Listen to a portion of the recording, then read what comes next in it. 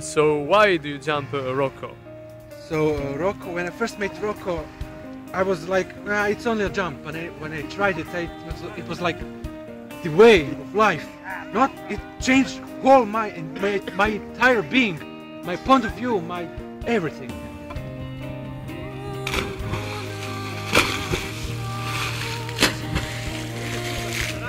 You see, in Croatia, where I come from, Rocco is also called umijeće života.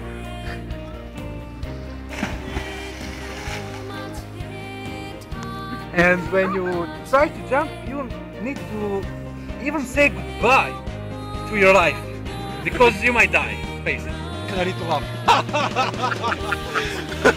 So I won't perform because I'm too old, but my son Iko will show you the art of jumping Rocco.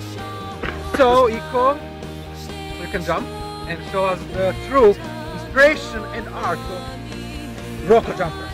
Please show us.